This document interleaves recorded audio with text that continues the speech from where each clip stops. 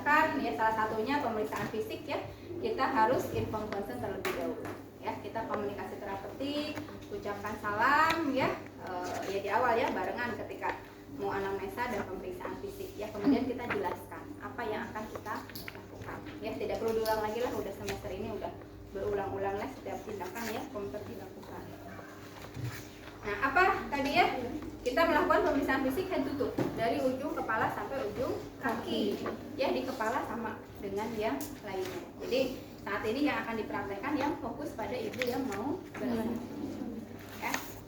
Yaitu observasi kontraksi. Ya. Kalau observasi kontraksi, apa yang diobservasi? Yang diobservasinya apa saja? Frekuensinya, ya, diobservasi. Durasinya dan kekuatannya yang diobservasi. Selama berapa lama ini dilakukan? Selama 10 menit. Ya. Jadi kita observasi, ya kan sudah ada di teorinya ya, apakah dilakukan setiap jam atau setiap 30 menit ya, sesuai dengan kondisi pasiennya. Kalau relatif stabil biasanya dilakukan setiap 1 jam ya, atau misalnya 30 menit atau mungkin tiap 15 detik ya, kalau sudah mau menjelang kala 2 ya, fase aktif kala 2 ya. Jadi dilakukan observasinya kalau setiap jam berarti setiap jam sekali selama 10 menit. Misalnya jam berapa? Jam 10 dilakukan selama 10 menit ya. Nanti periksa lagi jam 11 selama 10 menit ya. Jam 12 terus ya kalau setiap jam. Apa yang diobservasinya itu frekuensinya. Berapa kali munculnya mules atau kontraksi dalam waktu 10 menit. Ya, kita bisa lakukan observasi kontraksi ini sambil pengkajian fisik yang lainnya. Ya, dengan terlebih dahulu kita kasih tahu ibunya, Bu, nanti kalau ibu mules kasih tahu. Ya, kita sambil memeriksa yang lain. Ya, ibunya ngasih tahu, Neng mules Neng. Ya, kita hitung 1, 2, 3. Ya, berapa dalam 10 kali dalam 10 menit ini muncul kontraksi. Misalnya 2 kali dalam per 10 menit. Ya, durasinya ya, dari mulai muncul sampai hilangnya itu berapa lama? Ada yang kurang dari 20 detik, ada yang 20 sampai dengan 40 detik dan lebih dari 40 detik. Ya. Misalnya Neng mules ya, begitu ibunya bilang mules, ya kita langsung raba ke pusernya. Rasakan. Ya, kemudian mulai dihitung. Dari mulai muncul sampai hilang berapa detik waktunya? Oh, 15 detik. Oke, ya, diraba. Ternyata terabanya keras seperti kita meraba papan. Atau misalnya teraba seperti meraba ujung hidung, atau terasa seperti meraba bagian bawah daun telinga. Ya, lembek. Berarti kalau seperti papan, kontraksinya kuat. Ya. Kalau seperti meraba ujung hidung, kontraksinya sedang. Ya, atau seperti meraba bagian bawah daun telinga, berarti kontraksinya lemah. Mules lagi, dihitung lagi, tabal lagi. Berapa lama? Oh, sekarang misalnya 20 detik ya.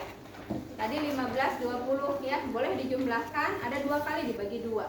Rata-rata berapa? Oh, kurang dari 20 ya.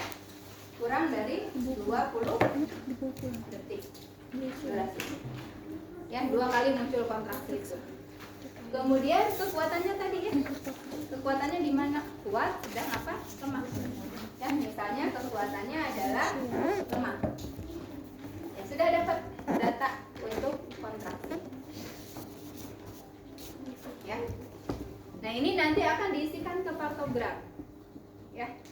Di partogram nanti ada simbol-simbolnya tuh yang di arsir-arsirnya ya, kontraksi. Oke, ya. Itu pengajian fokusnya, pemeriksaan fokus pada intranetal.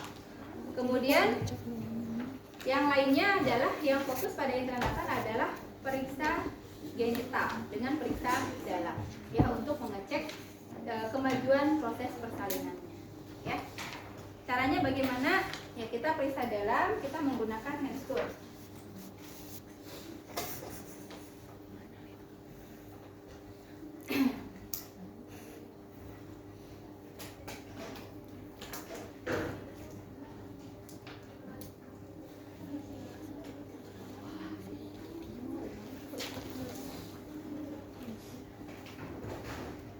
intranatal untuk periksa dalam kita perlu misalnya melakukan pulpa hygiene terlebih dahulu, mangga pulpa hygiene pakai kapas sublimat atau pakai pasta betadine ya, itu boleh.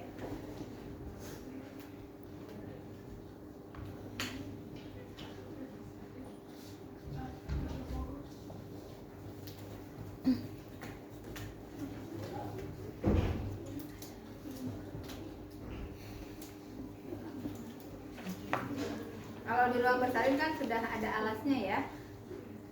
Kita siapkan nih mau kapas sublimat atau kasa betadine.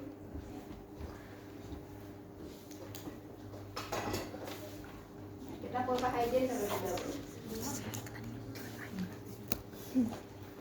Ya, kita bagiannya ya. Kemudian yang kanan. Kemudian dibuka bagian minora kiri ya, dan bagian minora kanan ya, kemudian baru seluruh ya. Kalau tangan kita handscoon-nya tidak steril ya, kita double pakai handscoon steril ya. Kalau sudah steril ya tinggal langsung periksa dalam ya. Ini misalnya tidak steril ya, kita pakai lagi handscoon steril.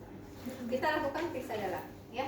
Bu ya, saya mau ngecek dulu ya sampai bagaimana kemajuan proses persalinannya ya. Saya melakukan periksa dalam terlebih dahulu ya. Kalau misalnya ibunya merasa tidak nyaman saat diperiksa, ibu tarik nafas ya, tarik nafas ya. Kemudian kita sebelumnya tadi walaupun steril ya, mungkin kan nanti kita kena ke saluran genitalia yang kotor ya.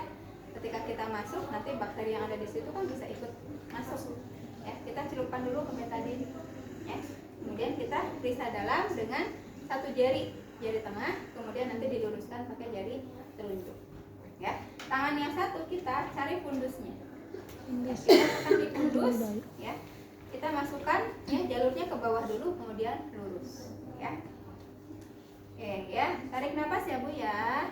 Kita masukkan, kita pelan-pelan dari luar dulu, kita selusuri saluran vagina ya. Di sepanjang saluran vagina ini ada massa tidak ya, ada hal-hal yang mungkin akan menghambat keluarnya janin ya, misalnya ada kista, ada tumor ya. Sambil diraba juga dinding vaginanya elastis atau kaku ya, ada yang kaku keras gitu ya. Nah itu kan akan menyulitkan juga ya turunnya janin.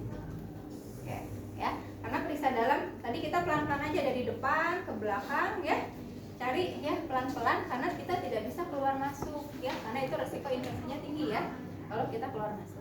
Oke, setelah dari vagina nanti kita akan ketemu mulut rahim, serviks ya, nanti akan teraba seperti ini ya. Kita raba ya, apakah mulut rahimnya ini, serviksnya ini tipis atau tebal ya, lunak atau kaku, keras ya.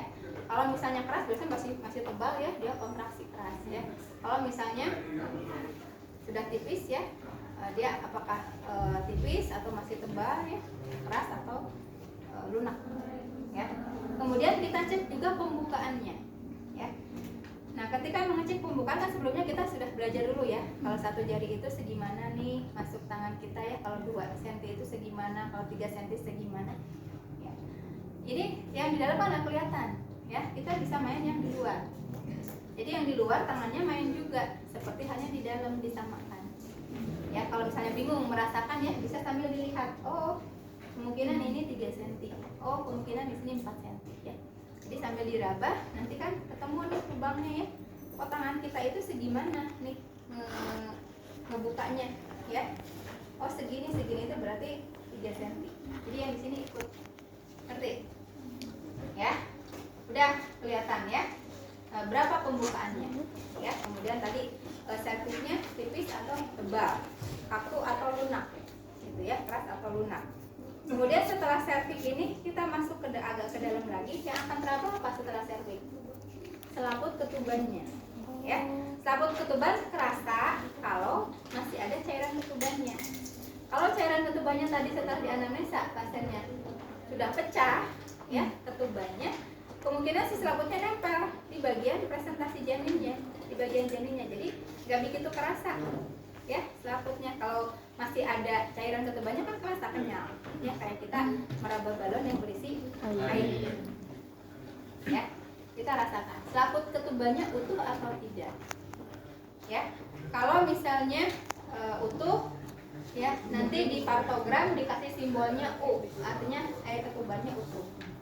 Tapi kalau misalnya sudah tidak teraba cairan ketubannya dan tadi pasien sudah mengatakan bahwa sudah keluar cairan banyak, kemungkinan sudah habis. Nanti berarti kering ketubannya, ya dikasih simbol K nanti di partogram. Ya. Atau misalnya saat ini pecah di sini, ya kelihatan, ya warna cairan ketubannya apa?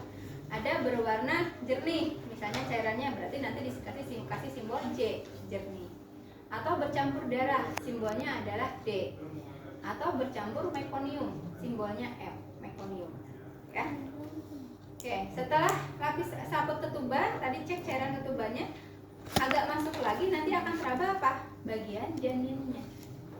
Ya, kita raba bagian janinnya. Turunnya bagian janin, ya itu sudah sampai mana? Di Hoj berapa?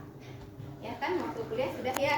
Hoj 1 di pinggir atas simpisis, Hoj 2 di pinggir bawah simpisis, Hoj 3 di setinggi spina ischiadica, Hoj 4 di setinggi os coccygeus. Atau pakai station boleh, ya. Tapi kalau di ruangan jarang, ya, biasanya pakainya bidang Hoj. Ya, sudah ketahuan nih. Ya, yang teraba bagian terendah janin itu sudah sampai mana? Sudah setinggi apa atau Hoj berapa? Ya, kemudian diraba. Bagian presentasi yang teraba itu apa? Apakah kepala? Kan ada presentasi kepala, ya. Ada presentasi bokong, ada presentasi muka, gitu ya. Nah, mukanya bagian mana? Ada hidung, ada dahi mungkin, ya. Ada juga presentasi skapula, bahu, ya. Nanti yang teraba bagian janin apa? Kemudian kalau kepalanya bagian mana? Depan apa belakang? Kiri apa kanan? Ya, itu sambil dirasakan. Ya. Nah, setelah teraba presentasinya, sudah tahu presentasinya apa, sudah turun sejauh mana.